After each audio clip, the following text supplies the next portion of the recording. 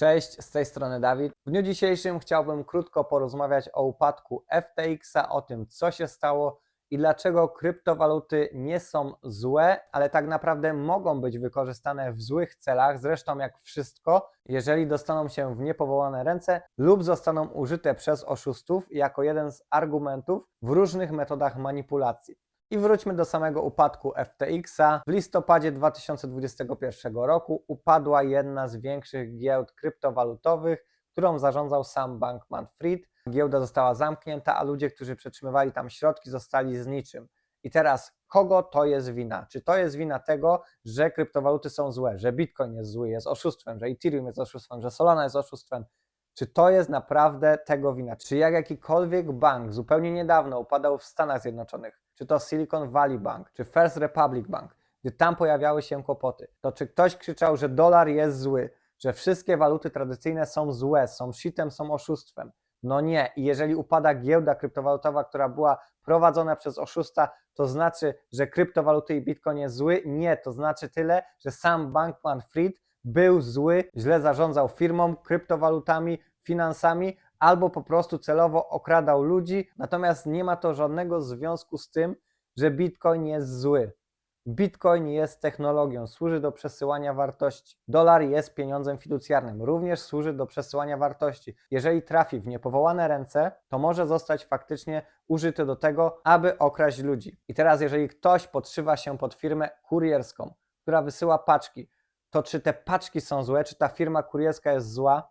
Nie. Ten ktoś, który się podszywa, który wykorzystuje to do manipulacji innymi ludźmi, jest zły. Czy jeżeli ktoś stosuje oszustwo na wnuczka, to wnuczek jest zły? Nie. Ten oszust jest zły, a nie wnuczek. Niewiadomość o koniecznej dopłacie do paczki.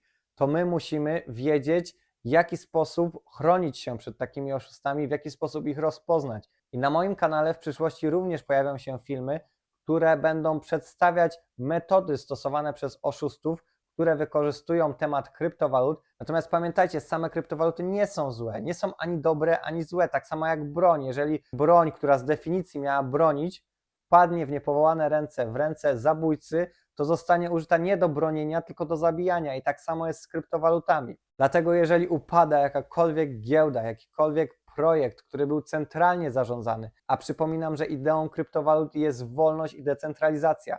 Także jeżeli coś jest scentralizowane i zarządzane centralnie przez jakieś osoby, to błędy tych osób są złe, błędne decyzje tych ludzi, a nie kryptowalut. I na przykładzie sama Bankmana-Frieda, który był w ścisłym kontakcie z Garym Genslerem.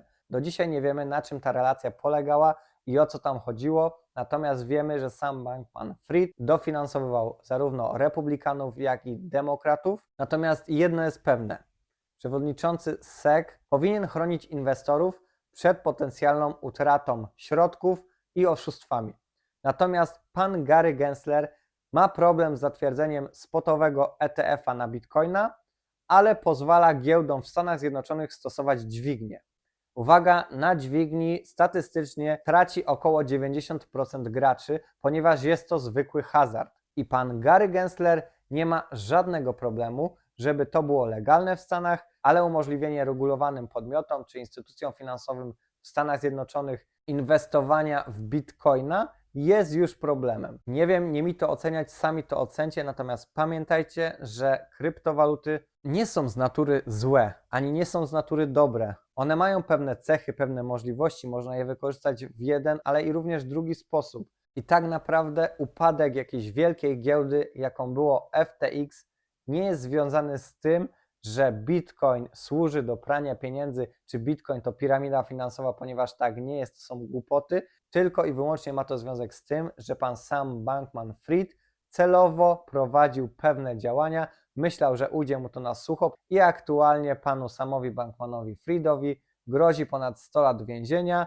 co jest ciekawostką, ponieważ przynajmniej za to oszustwo finansowe ktoś w Stanach pójdzie siedzieć, bo jak wiecie, na świecie były różne przekręty, za które nikt nie poniósł odpowiedzialności. Pamiętajcie, że jeżeli upada jakikolwiek projekt kryptowalutowy, czy jest to jakaś aplikacja, czy giełda kryptowalutowa, nie jest to równoznaczne z tym, że wszystkie kryptowaluty jest złe i technologia blockchain służy tylko i wyłącznie do oszukiwania ludzi. Jest to efekt tego, że dany projekt był zły, był źle prowadzony i w świecie rzeczywistym również jest mnóstwo startupów, w które ludzie inwestują, a potem te startupy upadają i ludzie także tracą swoje pieniądze. Także powtarzam po raz kolejny, pamiętajcie, żeby weryfikować wszystko, co związane z kryptowalutami. Jeżeli ktoś chce, zachęcam do edukacji, ponieważ nie wszystko, co zawiera słowo krypto, jest złe. Dzięki za obejrzenie odcinka. Jeżeli się podobało, zostaw łapkę w górę, subskrypcję i do zobaczenia w następnym odcinku. Trzymajcie się, cześć!